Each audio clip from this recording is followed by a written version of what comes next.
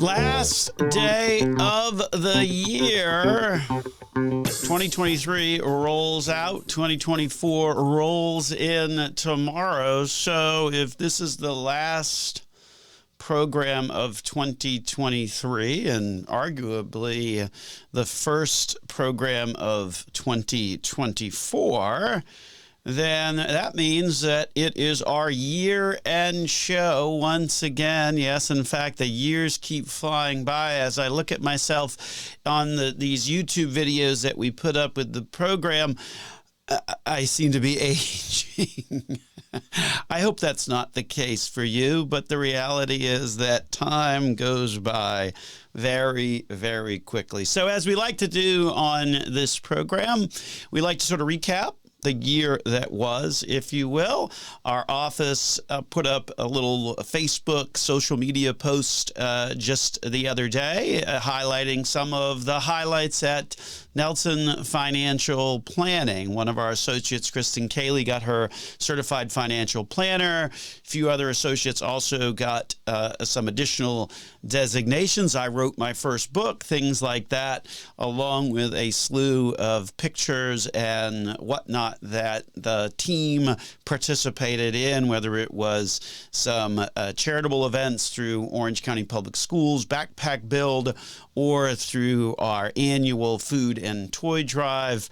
Check it out. It's kind of a neat little summary that we did with some of the pictures throughout the years, along with some of the pictures at the client events that we had during the course of 2023. So we will recap the real headlines, if you will, not just the headlines that were specific to Nelson Financial Planning. And then we will talk about what tripped up investors in 2023 and what you should be watching out for in 2024. Otherwise, you'll get tripped up again, and it could very well cost you significant sums of money. And then, of course, this episode would not be complete if we did not conclude with our fearless forecast for 2024. We'll also share with you how we did on our fearless forecast for the year 2023. As you know, if you are a longtime listener to this program, you know that this is an exercise that goes back probably 30 years. Back then, it was Jack and myself who were kind of going back and forth as to what our fearless forecast would be. Then it was my fearless forecast for the past 12 years or so. So every year we like to do this. It is a bit of a tongue-in-cheek exercise, though, right? Because just in case you didn't realize it, I can't actually predict the future. It becomes really hard, really murky. So a bit of a tongue-in-cheek exercise, obviously based upon what we think might happen, based upon where we are economically. So we'll get into all of that here on our last program for 2023 and sort of the first lead-in into 2024. So welcome on into Dollars and Cents, where we help you make sense out of all of life's decisions involving your dollars. My name is Joel Garris. I'm a certified financial planner, certified financial fiduciary at Nelson Financial Planning. Our program here, Dollars and Cents, you can listen to it on a variety of stations throughout the Central Florida region. Also comes to you courtesy of any number of podcast platforms and YouTube channel. So if you have any trouble finding us, just search for Nelson Financial Planning or go to our website, nelsonfinancialplanning.com. You'll find the icons, click on them. They will directly connect you on in. So without further ado, I guess it's always kind of neat to talk about the year that was and kind of talk about some of the headlines that affected your wallet and then others that maybe didn't affect your wallet. So the year obviously started out, it's hard to believe, 365 days ago, with the sad announcement that one Mr. Tom Brady was officially retiring. So that got the year off to a start. Hey, I didn't say all of them are going to be economically related. The very next day, this one does have some economic implications. On February the 2nd, was the day when that Chinese spy balloon, remember that story, came over and kind of hovered over the continental U.S. for an extended period of time. Sort of underscores, that event sort of underscored how the rest of the year went when it comes to Chinese relations, right? Obviously, that is not on as good a footing, and certainly China in and of itself is viewed as perhaps our foremost enemy when it comes to all of the different powers that are out there. We continue into March. March 20th marked, I guess, the first one of, unfortunately, many indictments for former President Trump. That was his indictment for fraud back in March. Obviously, that's got some implications, particularly as he continues to be the front runner, at least based upon polls, as we go into 2024. Let's not forget, and if you forgot, okay, maybe you heard it here first. 2024 is a presidential election year. That's going to have some significant implications in terms of the noise. I don't know that it necessarily, when you look at the data and the statistics, does it really have a significant implication economically, or is it more an implication for the noise? And that noise can be very distracting from an investment perspective. April 4th, Finland joined NATO. Now, why is that making our list of some of the big headlines for last year? Well, it underscores the issue involving Russia and Ukraine. Russia's invasion of Ukraine made a lot of those countries in Europe that hadn't decided to join NATO to say, maybe we're going to join NATO. And that certainly happened April 4th. April 15th was the Taylor Swift concert in Tampa. So if you're reading some of these articles that have been published, particularly as a result of her being named Times, I guess it's Person of the Year now, the reality is that she certainly had an economic impact on the cities that she visited during the course of her Eras tour. May the 2nd, Hollywood writers went on strike. Maybe that's an inconsequential kind of event. I don't know that I've really stumbled upon any good movie or TV shows of late. May 6th, King Charles was coronated or crowned.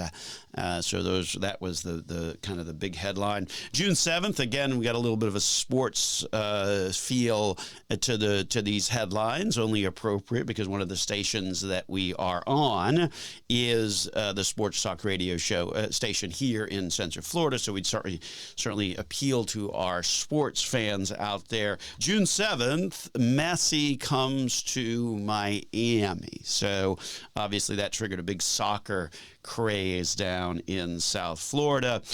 June 20th, if you recall, that implosion of that submarine that was on its way down to the Titanic. The next date that happened is, I picked this date, July 1. It probably wasn't exactly on July 1, but the summer seemed to be when the conversation about AI really started to kind of increase in volume, right? So when we think about that conversation involving AI, that certainly does have some long-term economic and investment formats. That gets us kind of to the turning point of the year. When we come back, we will continue sort of the conversation of these headlines and then start to shift gears into some of the things that really trip people up in the year 2023 from an investment and financial perspective, and how you can avoid those mistakes in 2024. So we'll have all of that after these messages here on Dollars and Cents with Joel Garris of Nelson Financial Planning. Welcome into the program. We're recapping some of the headlines for 2023, as we typically do on this program that marks sort of the last program of 2023, or if you're listening to it on one of our podcast platforms, chances are it's the first program of 2024. So as is always the case, we like to recap the headlines, which we're in the middle of sort of doing. We're also going to talk about some of the mistakes that investors made in the year 2023 and what you need to be aware of in 2024. And then, of course, we have to conclude the program with our fearless forecast. Also let you know how we did with that fearless forecast for the year 2023. So welcome on into the program. This, of course, is Dollars and Cents for one of Central Florida's longest running radio programs. Also happen to be one of the most listened to radio programs, coming to you on a host of channels throughout the Central Florida region. Also happen to be one of the top 25 financial planning podcasts on the World Wide Web. So make sure you check us out on your favorite podcast platform. Or if you like to see videos, well, then you can go to our YouTube channel at Nelson Financial Planning. That's how you can find us on any of those particular social media or podcast platforms. Any trouble locating us, just go to our website, Nelson Financial Planning. There you'll be able to see the various icons, click on them, and that'll get you automatically connected. Once you're there, make sure you subscribe, and then that way you don't have to do all of that again. My name is Joel Garris. I'm a certified financial planner, certified financial fiduciary at Nelson Financial Planning, where we got a team of great people, all of whom happen to be certified financial fiduciaries as well, that stand ready to help you improve your life with a successful and cost-effective financial plan. Talk about a great goal for a new year, right? That is so important. We talked about that last week on the program, using kind of that quiet week between Christmas and New Year's. Hopefully you did. Hopefully you used that week productively to maybe get organized as to how you might get your finances in good order for 2024. It starts with a couple of different fundamentals, figuring out money in, money out. That's called a budget. And then also taking a look at how those expenses wind up getting used along the way. So certainly an important exercise, particularly if you're trying to get a hold of on top of your finances. Also, one of our recommendations that we typically make as well is at the end of every year, always good to do sort of a net worth statement. And that way you can kind of track how things are going from year to year. A great exercise to kind of really see what you want is your assets to be increasing and your liabilities to be decreasing. That, of course, puts you on a path of an increasing net worth each and every year. So a great exercise to do. Hopefully you took this past week to sort of get organized now that the new year starts tomorrow based upon the date of this program. Not too late to do that, of course. So certainly take a moment to try and get organized for that as well. We're talking about some of the headlines from last year. We kind of did the first half of the year in the prior segment. Now we're in the back half of the year, starting in July or I guess summertime, with big conversations about AI, ChatGPT, and what all of that means, or what maybe some people speculate that that might all mean. July 21 was the passing of Tony Bennett, so also interspersing some sort of other social and historical headlines in this conversation, because it's always good to kind of have that full perspective. August 30th, not particularly a great date, particularly if you live here in Florida and certain parts of Florida. August 30th was when Hurricane Idalia hit Florida.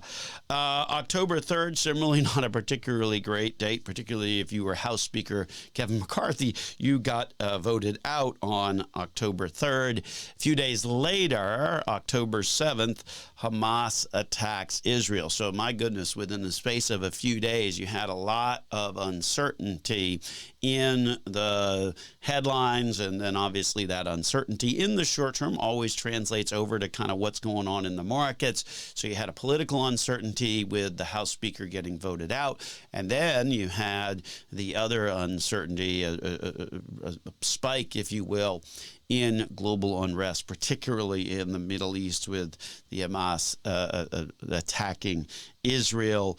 October 23rd, for those entertainment folks, was the unfortunate passing of Matthew Perry. If you turn on any kind of TV these days, you will see an episode of Friends. And certainly that show continues to be a main part of society many, many years after the last episode aired. November 1st, here's an interesting statistic. As of November 1st, India became the most populous country on earth. Stop and think about that for just a minute. That's got some interesting implications, right? When we think about the global economy, when we think about that broader perspective, what these things mean from an investment perspective, India becoming the most populous country, overtaking China on that pedestal, certainly that's got some very interesting long-term implications, combined with the fact that the population of India age is much, much younger than what you see in China. So you got an interesting longer-term trend developing. And lest we forget, certainly the trend involving interest rates. So December, a clear demarcation by the Federal Reserve that they were, in fact, not going to raise interest rates anymore. And so consequently, obviously during the month of November and December, markets have had a pretty good run up as well.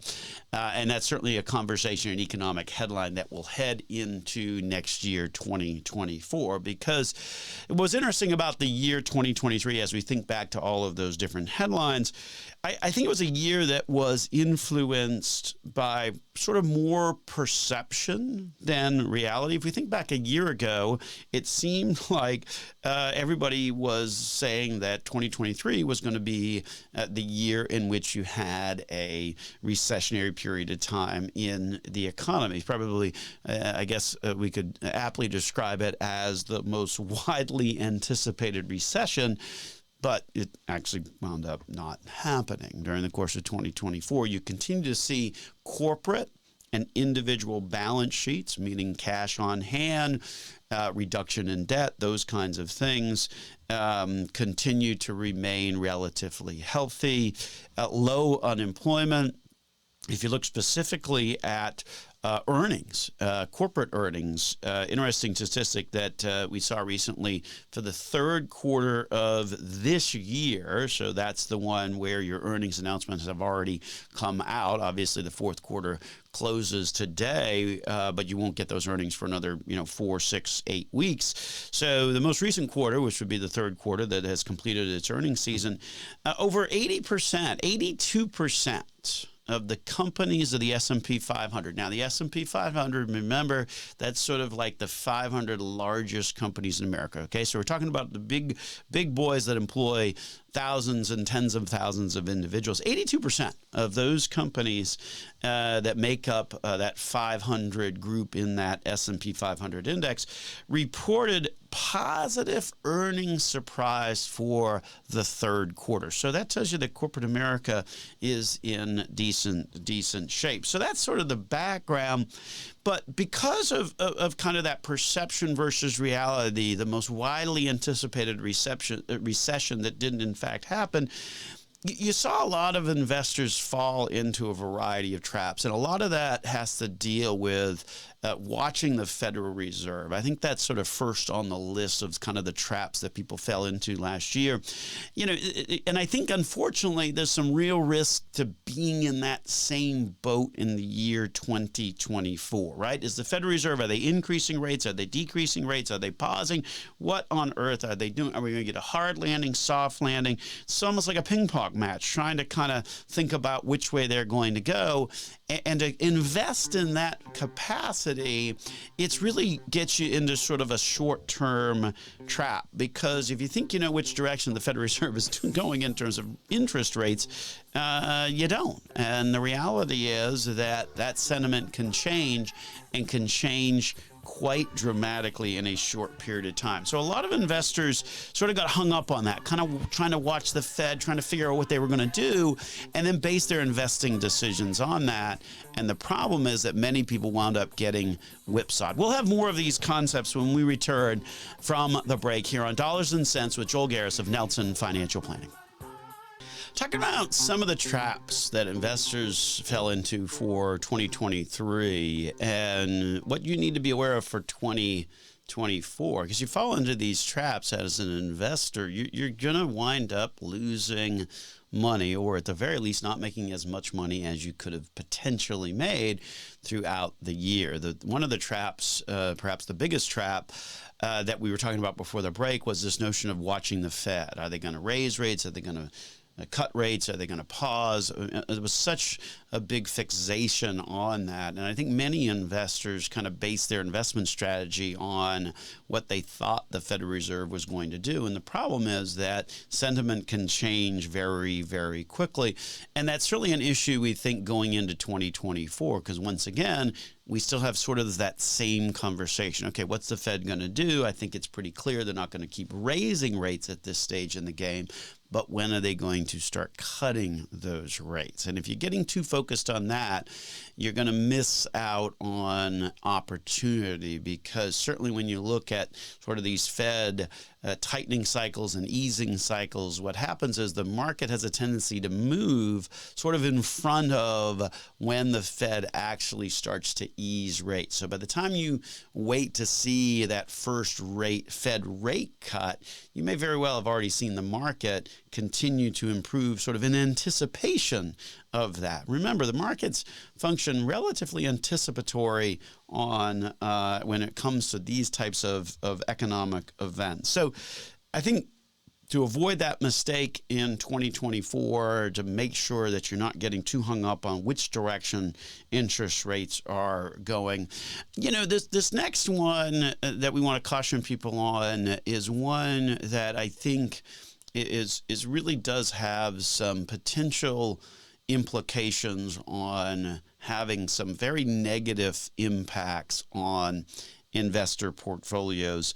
There's a lot of hype on a very small amount of individual stocks out there these days. And it's a concept that we've certainly seen in the past, particularly in the late 90s. But right now, they're often referred to as the Magnificent Seven.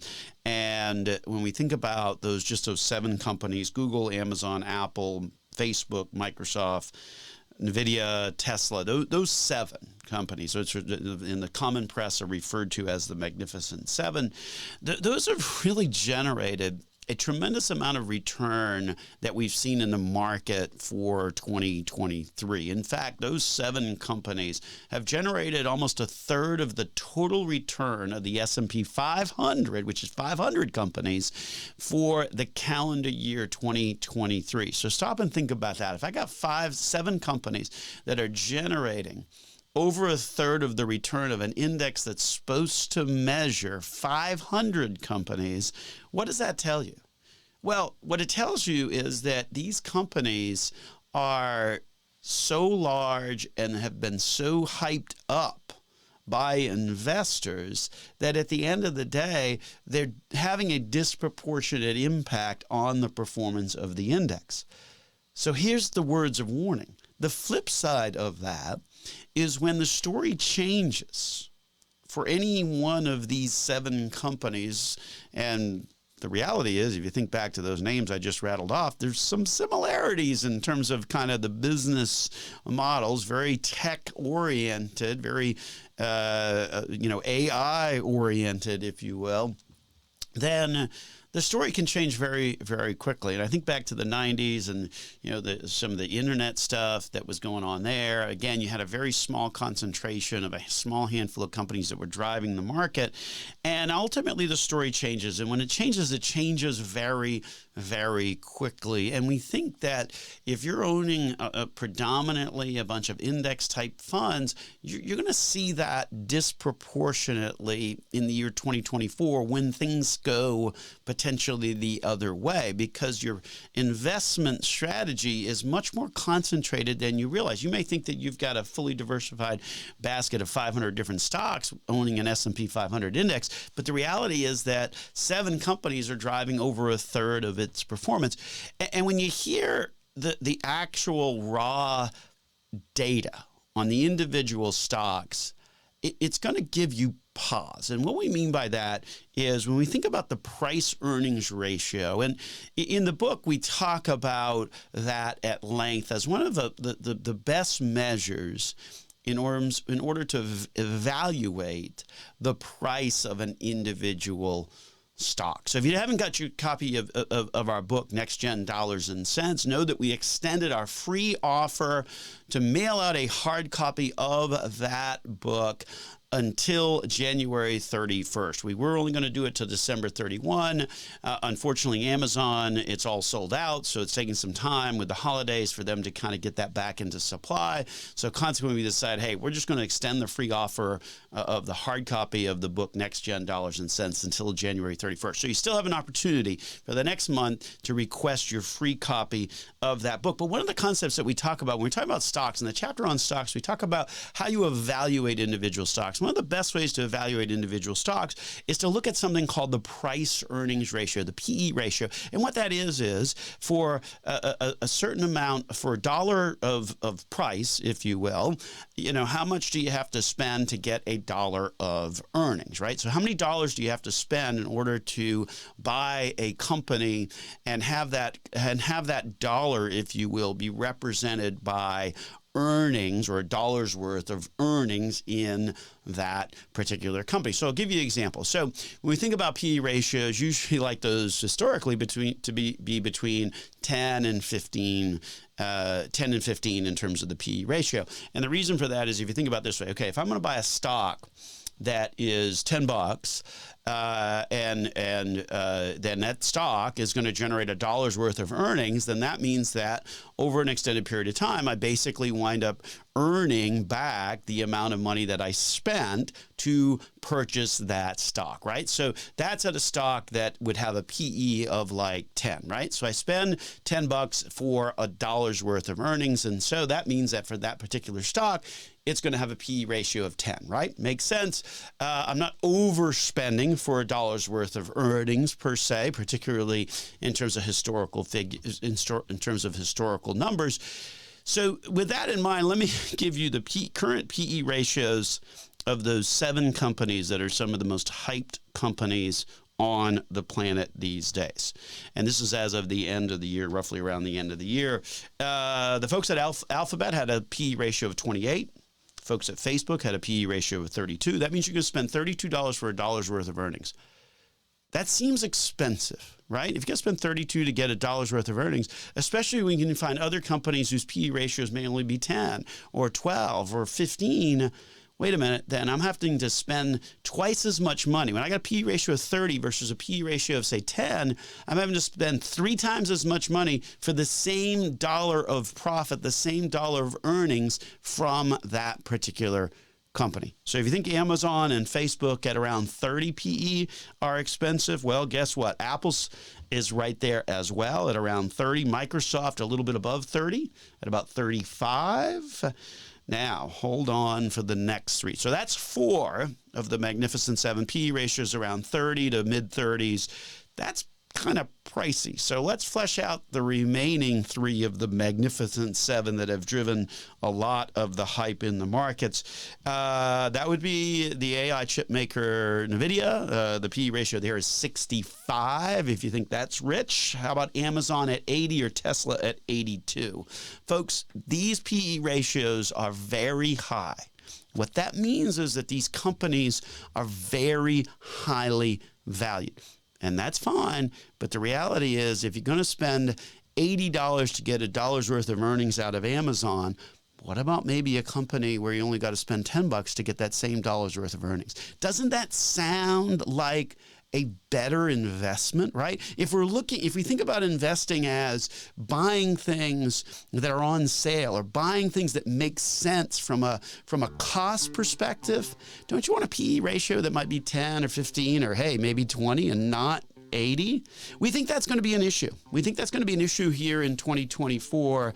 And certainly history is our guide for saying that that can be a big issue when you have a very small number of companies that's driving the market. And these valuations are as lofty as these numbers that we're sharing with you. So we're going to continue this conversation after these messages here on Dollars and Cents with Joel Garris of Nelson Financial Planning. Welcome into Dollars and Cents, where we help you make sense out of all of life's decisions involving your dollars. One of Central Florida's longest running radio programs, also a top podcast on the World Wide Web. Make sure you check us out on our website, nelsonfinancialplanning.com. While you're there, we've extended our free book offer. Hard copy of our new book, Next Gen Dollars and Cents, can be yours from now until the end of January. Extended that beyond our original date of December 31. All you need to do to request your free copy is either call the office, 407-629-6477, or just go to that website and click on the button and fill out the form, and we'll get that book mailed out to you this week. My name, of course, is Joel Garris, certified financial planner, certified financial fiduciary of Nelson Financial Planning. We got a great team of people who stand ready this week to help you get the new year started off right by simply calling and scheduling an absolutely free conversation with any of the folks on the team here at Nelson Financial Planning, talking about some of the things that tripped investors up in 2023 and what they need to be aware of in 2024.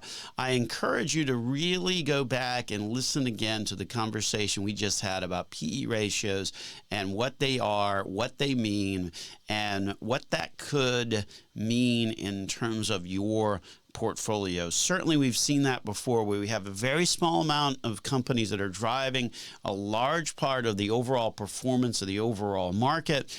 And then when we look at valuations, PE ratios, some of those traditional lenses that you would put to determine whether something makes sense or doesn't make sense from a cost or valuation perspective, you're here seeing numbers in the 30s. And then on some of them, you're seeing numbers all the way up into the 80s.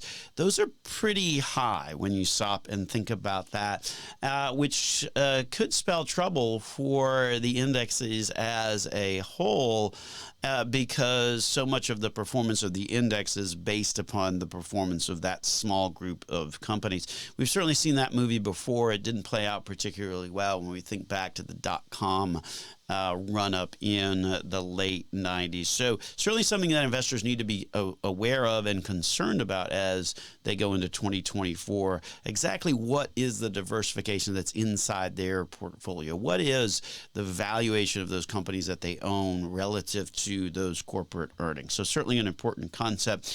And the other concept that we would share is this notion of anchoring. And we talk a lot about this in the book, Next Gen Dollars and Cents. And this is the concept of sort of looking at certain data points and really hanging your hat on that these data points are going to be an accurate reflection of what the numbers are going to be going forward. And the problem is that right now, that anchoring strategy is really going to undermine your perspective, particularly when we think about things like interest rates, right? I mean, when right now everybody I think is anchored to, well, I used to be able to get a 3% mortgage.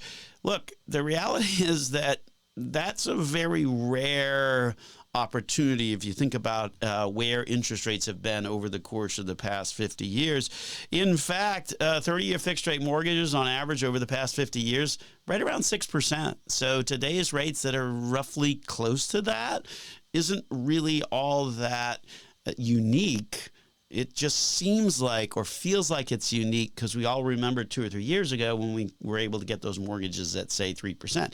You can't get them anymore. It's like the folks that come in and tell me about the CDs that they used to get in the early 80s that were around 13, 14%. Yeah, you got them in the 80s for a very, very short period of time, and then they disappeared, and they've never come back because the number or the value that you were getting, the interest rate you were getting, was so far above the normal trend line that it's not sustainable.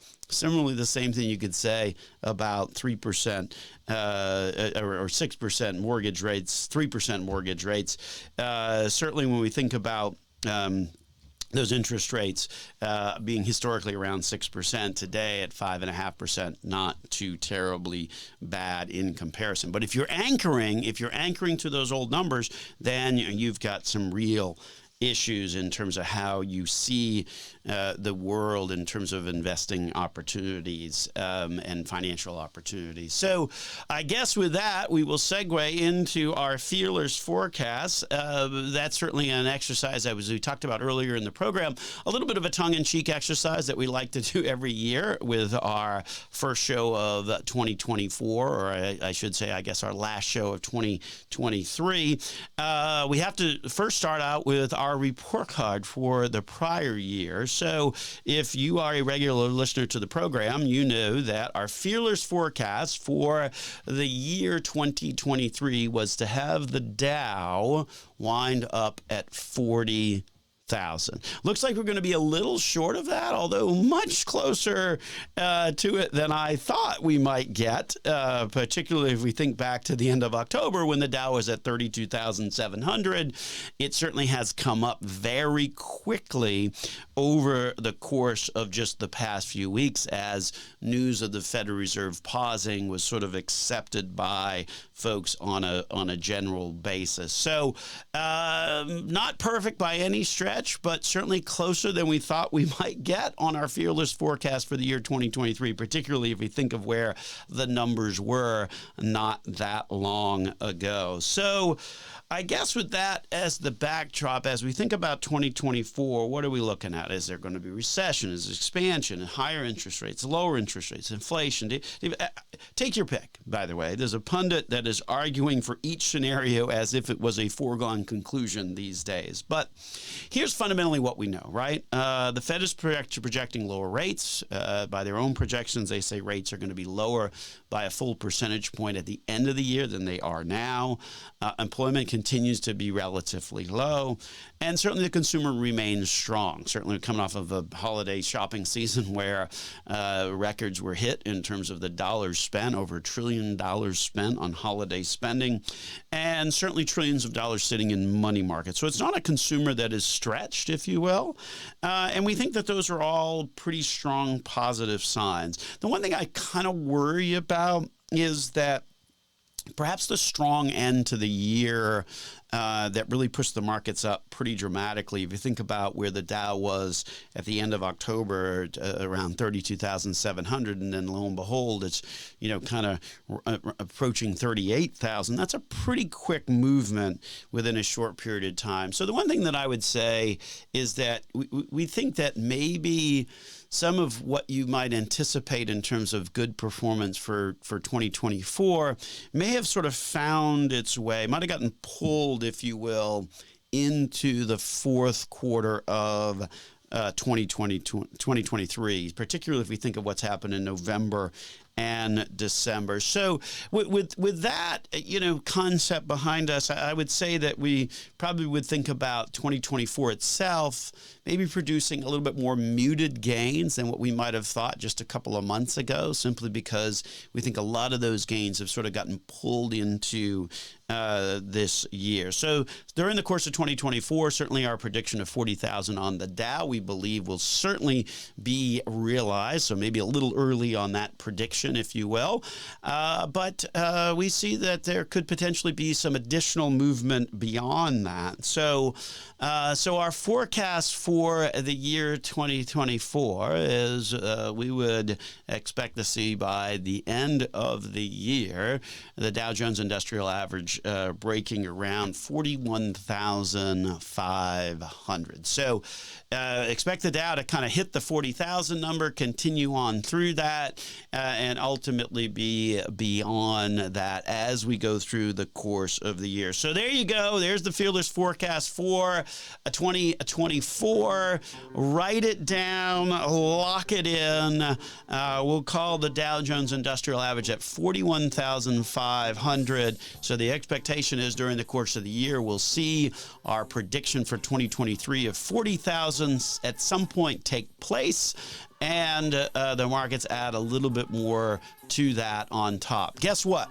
A year from now, you can listen to this program and see how close we were to our tongue-in-cheek exercise that we've been doing for many, many years now here on the program, Dollars and Cents. We thank you all for listening. We thank you all for contributing to a great year for the program. As always, if you have any questions about anything that we talk about on the program, or if you'd like to hear a topic that we maybe haven't covered in a little bit, just reach out to us courtesy of our website, nelsonfinancialplanning.com. That's also where you can request a free hard copy of our book, Next Gen Dollars and Cents. With that, we wish you a very happy new year. This has been Dollars and Cents with Joel Garris of Nelson Financial Planning.